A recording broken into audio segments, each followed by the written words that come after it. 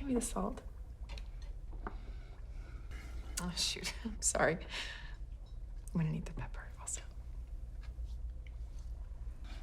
What exactly do you think you're doing? I'm asking for pepper. Like hell you were. What was that? 10 Cloverfield Lane is one of the best horror movies of the last decade, and is probably in my top 10 horror movies of all time. But I'm not really aiming for a film review here, not exactly.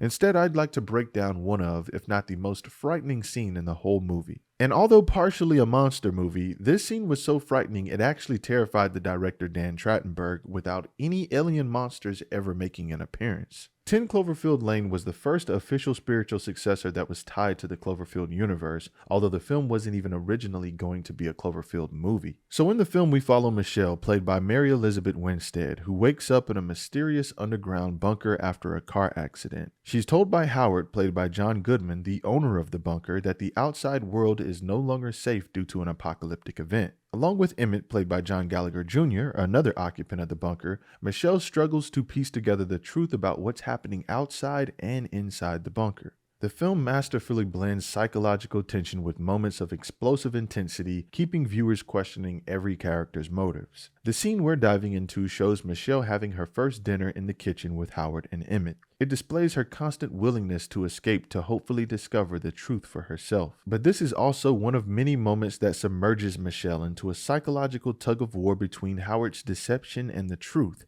On one hand, she knows that she was kidnapped and to some extent being lied to, especially after the scene we're going to discuss. But then on the other hand, it's obvious that something strange is going on above ground, and by the end of this scene, the outcome is Michelle lowering her guard and settling into a more content state of mind, which is actually crucial for the film's plot. And this all happens while she still maintains a reasonable level of doubt. The dinner table scene begins ominously quiet as Howard sets their plates. And once he decides to break his silence, it's in a subtle but frustrated manner. I see you two are getting along.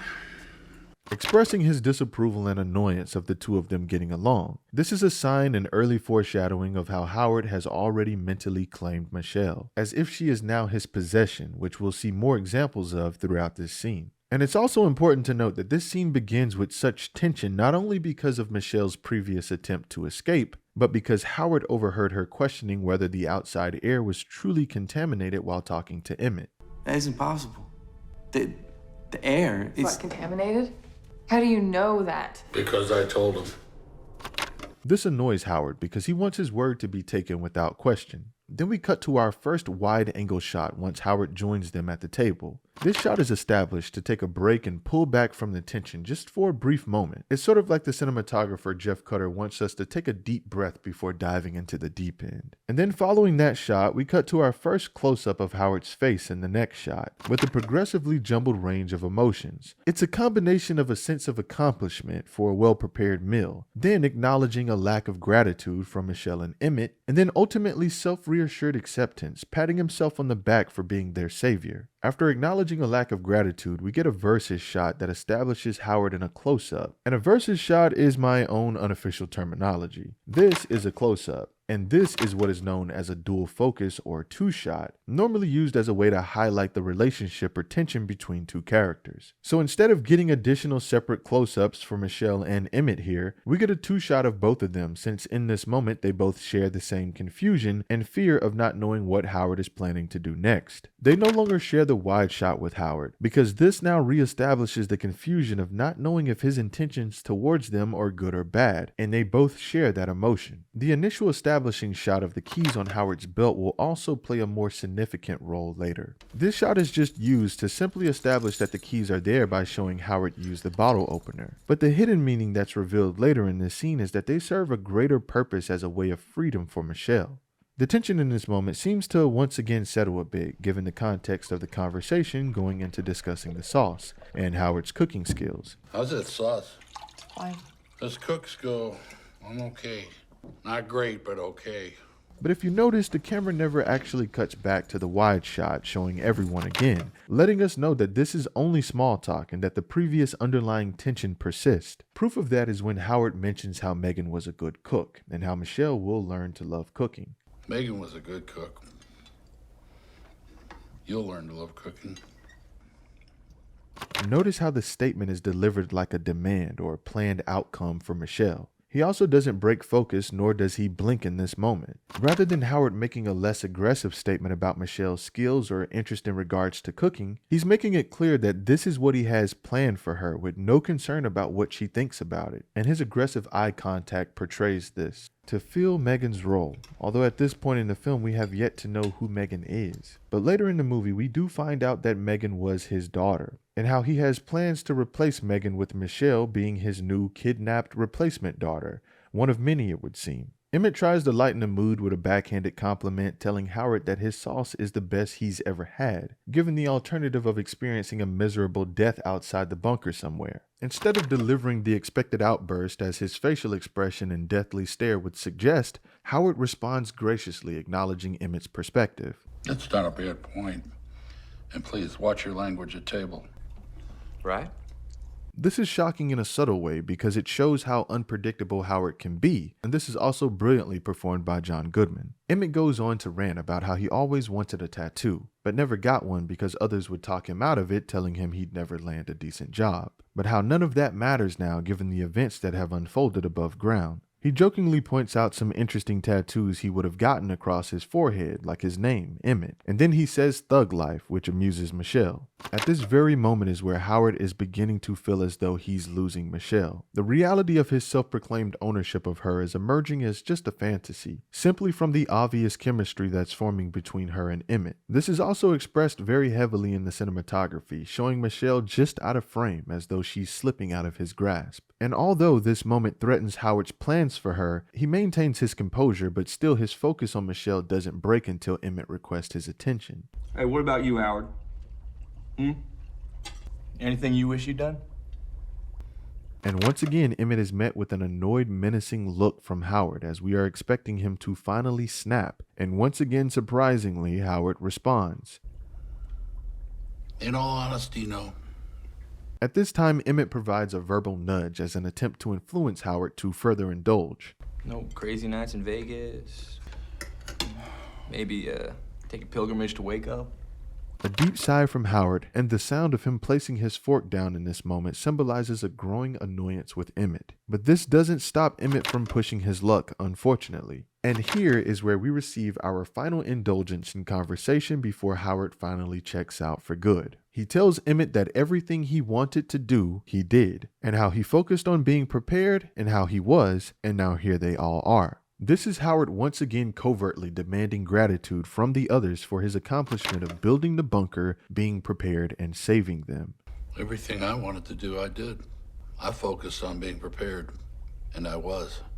Howard's serious response here shows that he doesn't care to bond with Emmett, and being a doomsday prepper, Howard feels that spending his time doing anything else would have resulted in a waste of time. Emmett's attempts at lightening the mood has failed twice at this point, with some fairly clear signs of uninterest from Howard, but once again, this doesn't deter Emmett. Also, notice how during this time, we no longer see Emmett and Michelle in a two-shot during this point in the conversation. This displays how at this time, she's no longer leaning one way or the other with either of them, due to not knowing how this situation is going to play out. Because of this, we get back-to-back close-ups of Howard and Emmett, and a separate close-up of Michelle. With Howard and Emmett, it's over-the-shoulder close-ups, but for Michelle, they are selective focus two-shot close-up shots, with both of their faces partially in the shot but out of focus. This is symbolic, showing us how Michelle isn't sure about either of them at this time. They are out of focus not only to create spatial separation and depth, her knowledge of their intentions is blurred, just as it is in the shot. And it also shows how in this dinner scene, the dynamic of their relationship consistently changes. Across the room, Emmett spots the board game Monopoly and uses this as another opportunity to lighten the mood. But unfortunately, this is Emmett's third strike, which finally pushes Howard over the edge to the point where he tells Emmett to stop talking. I bet you if we started a game right now, we might even get halfway through. Stop talking.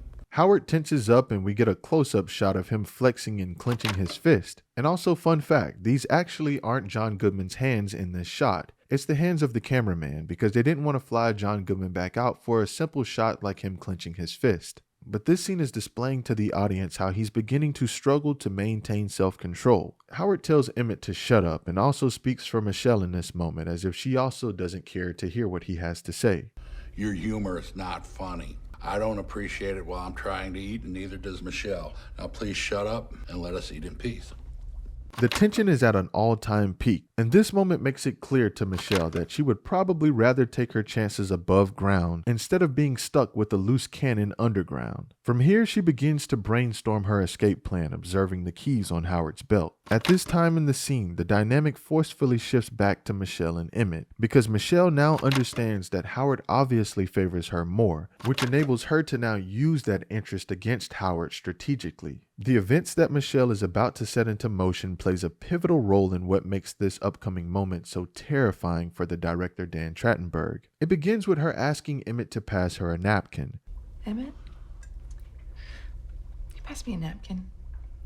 Now on the surface, this might not seem like a big deal or come across like Michelle is trying to pull something, but Emmett pauses for a moment and looks up before passing the napkin, and not only to avoid further pissing off Howard, but because the napkins are obviously within reach of Michelle to grab one herself. This is established in the next shot when we zoom out a bit to see the layout of the table. And after such a tense moment, this is almost like walking on thin ice, but Emmett proceeds to pass the napkin. Also from here, we slowly begin to re-establish the two-shot with Michelle and Emmett, as she resurrects the Monopoly conversation to let Emmett know that she understands his point of view. I know what you're saying. I never could finish Monopoly. The game really does take forever, right?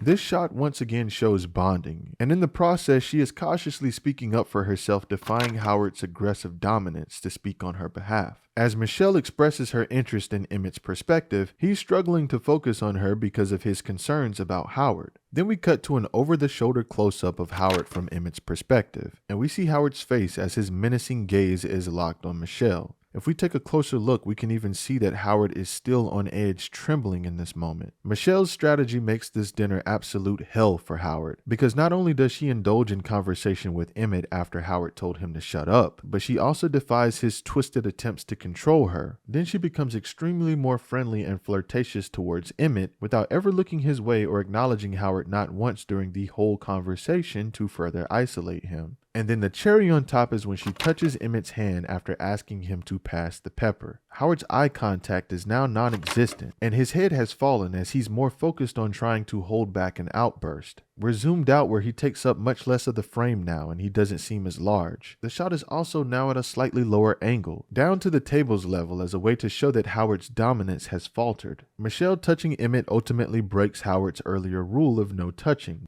Keep your hands to yourself. Understand? No touching. And it also makes it very clear to Howard without question that Michelle is purposely trying to trigger him, and it works. And that now brings us to the scene that terrified the director Dan Trachtenberg.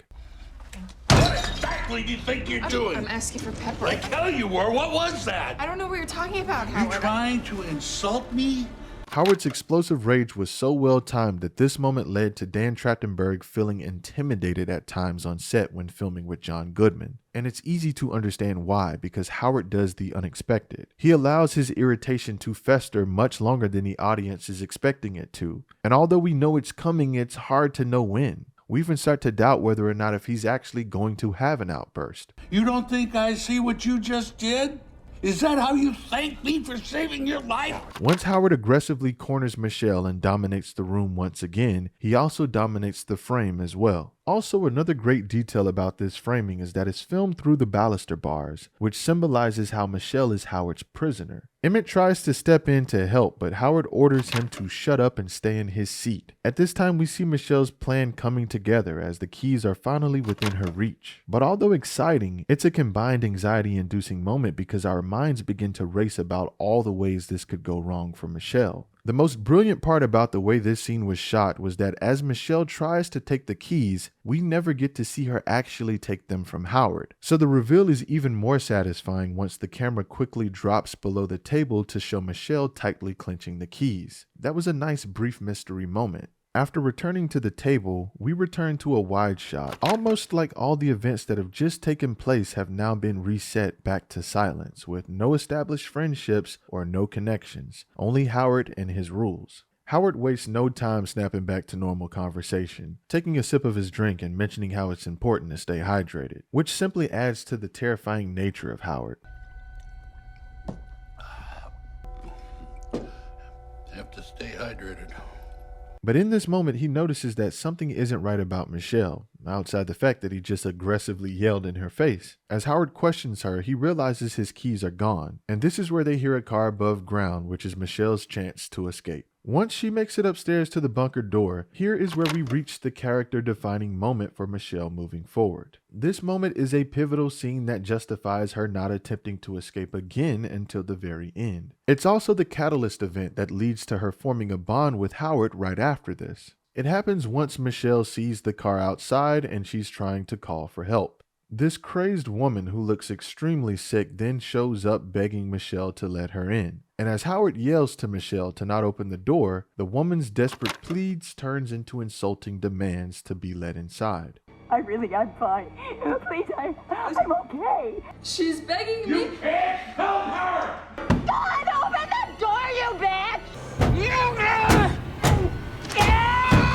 And this shot is very symbolic because it shows Michelle nervously backing away from the door, and as she backs up, this scene shows her returning back to Howard. And this frame in particular shows Howard slightly above her, as though she is back under his control and now back underground. And there's my analysis of arguably the most terrifying scene from 10 Cloverfield Lane. I love this film and plan to make more of these kind of videos in the future about this movie and other films. So if you guys enjoyed this, please let me know your thoughts down below because I would love to make more. But until next time, thank you guys for watching.